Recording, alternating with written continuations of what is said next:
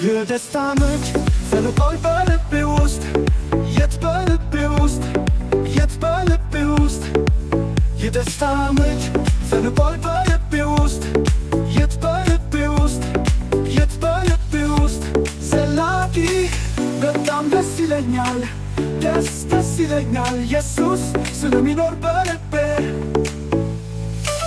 በጣም ደስ ይለኛል ደስ ይለኛል ኢየሱስ ስለሚኖር በልቤ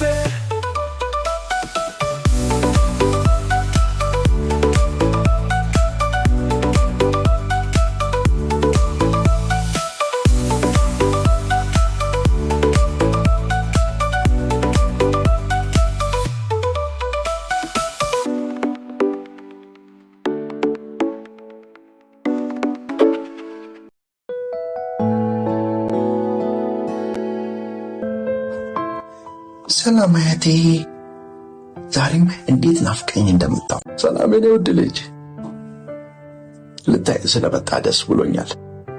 እንዴ አያቴ፣ ባለፈው የነገርከኝ ዮሴፍ ቀጣይን ታሪክ ለመስማት እንዴት ጓጉቼ እንደመጣሁ። ጎበዝ የኔ ውድ ልጅ፣ ሁሌም የእግዚአብሔርን ቃል ለመስማት እንዲህ ስለሚነሳሳ ደስተኛ ነኝ።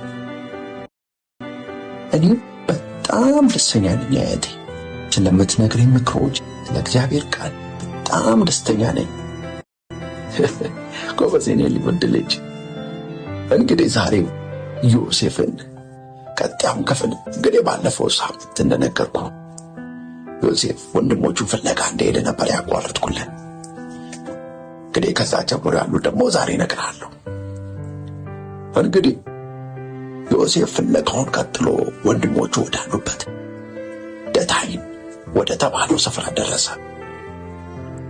ወንድሞቹ ዮሴፍን ከሩቅ ወደ እነርሱ ሲመጣ አዩት።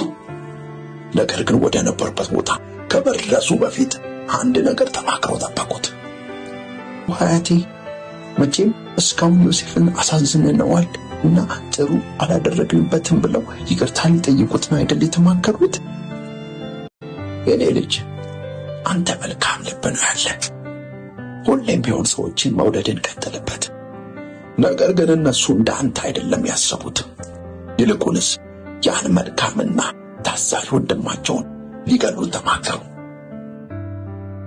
ሊገሉት? አያቴ፣ እንዴ ዮሴፍ እኮ በጣም መልካም ልጅ ነው። መግደል እኮ ኃጢአት ነው አያቴ። አዎ የኔ ውድ ልጅ፣ ሁሉም ሰው በፍቅር እንዲኖር ነው እግዚአብሔር የሚፈልገው። ነገር ግን የዮሴፍ ወንድሞች ሰይጣን አሳሳታቸው። ከክፋት የተነሳ ሊገሉት አሰቡት። ከዚያ የሕልም አላሚ መጣ።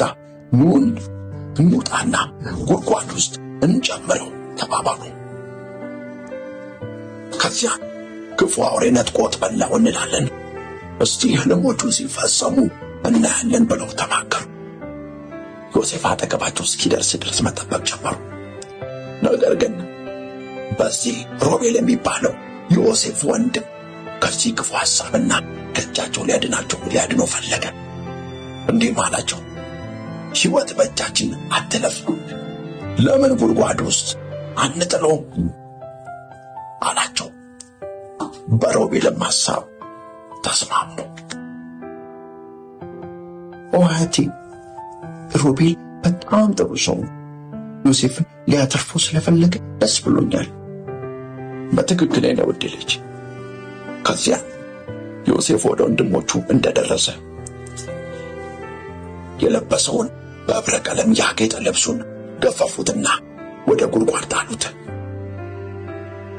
ተሰብስበው ምግባቸውን ለመብላት ተቀመጡ። በዛም በሚበሉበት ተቀምጠው ሳለ ከገለዓድ ከሚባል አካባቢ የሚመጡ በሶማሊያውያን ነጋዴዎች ተመለከቱ። ከዮሴፍ ወንድሞቹ መሃል አንዱ የሆነው ይሁዳ ተነስቶ ለምን ዮሴፍን ለእነዚህ ሰዎች አንሸጥላቸውም አለ። አያቴ፣ ስለዚህ ዮሴፍ ከጉድጓዱ ሊወጣ ነው ማለት ነው? በትክክል የኔ ውድ ልጅ። ከዚያም የዮሴፍ ወንድሞች በይሁዳ ሐሳብ ተስማሙ። ከዚያም ዮሴፍ አውጥተው ለነጋዴዎች በ20 ብር ሸጡላቸው። ነጋዴዎቹ ዮሴፍን ወደ ግብፅ ወሰዱት። አያቴ የሁሉ ሲሆን ግን አባቱ እስራኤል ሰምቷል? አይ የኔ ውድ ልጅ፣ እሱማ ቢሰማ እንደዚህ አያረጉም ነበር። ከዚያም በዚህ መካከል ያልነበረው ዮሴፍን በጣም ይወደው የነበረው ሮቤል ሲመጣ ዮሴፍ ጉድጓድ ውስጥ አጣው። በጣም አለቀሰ። ይህን ሁሉ ካረጉ በኋላ ለአባታቸው ምን ብለው እንደሚነግሩ ተጨነቁ። ከዚያም አንድ ሐሳብ መጣላቸው። ለምን ልብሱን በፍየል ደም ነክረነው ለአባታችን አንወስድለትም ብለው አሰቡ። እንደ ተማከሩትም በሕብረ ቀለማት ያጌጠውን ልብስ ወድቀው አገኘ ነው የልጅን ልብስ መሆኑን ወይም አለመሆኑን እስቲ እየው ብለው ለያዕቆብ ሰጡት። ልብሱንም ባየ ጊዜ የዮሴፍ ልብስ እንደሆነ አወቀ። ያዕቆብም ማቅ ለበሰ። ስለ ልጁ ብዙ ቀን አለቀሰ። መጽናናት እስኪያቅተው ድረስ አዘነ። ዛሬ ደግሞ ምነግርህ ክፍሌ የነበር ልጅ፣ ሳምንት ስትመጣ ደግሞ ከዚህ ቀጥ ያለውን እነግርሃለሁ። በጣም ደስ ብሎኛል እህቴ። እኔም በጣም ደስ ብሎኛል እህቴ። ሳምንት ደግሞ ቀጣዩን በጉጉት እጠብቃለሁ። መልካም ቀን ይሁንልህ እህቴ። መልካም ጊዜ ይሁን። ቻው።